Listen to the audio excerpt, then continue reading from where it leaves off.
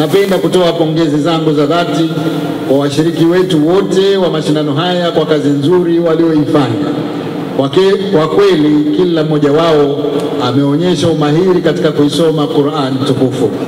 Hii inaonyesha wazi ni jinsi gani washiriki wetu hawa walivyochukua jitihada za makusudi katika kukihifadhi kitabu cha Mwenyezi Mungu na kuwa tayari kufuata miongozo ya walimu wao mpaka kuweza kukihifadhi kitabu hiki.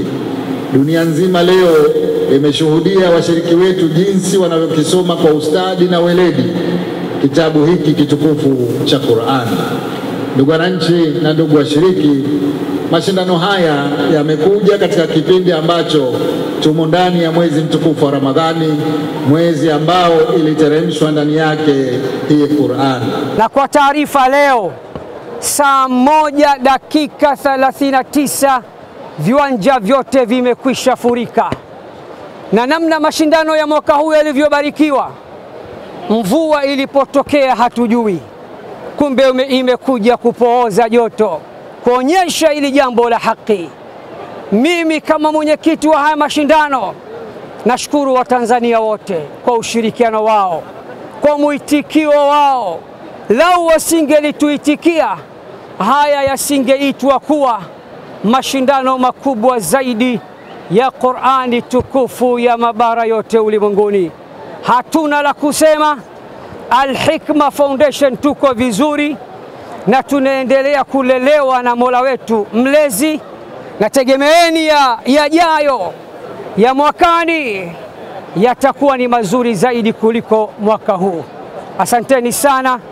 Mungu awabariki Waislamu wote, Mungu awabariki Watanzania wote, Mungu awabariki waandishi wote wa Tanzania, na ibariki Tanzania kwa ujumla. Wassalamu alaikum wa rahmatullahi wa barakatuh. Binafsi nimeshashiriki mashindano mengi ya dualia ya kimataifa, lakini musabaka huu ambao nimeshiriki leo ni katika msabaka mgumu kweli kweli kwa kutokea katika historia yangu, kwa sababu tanafusi yake ama ushindani wake ulikuwa ni mkubwa. Takriban waliosoma wote kama si wawili watatu, lakini waliobakia wote wamesoma vizuri bila ya kugonga, bila ya kutajiwa.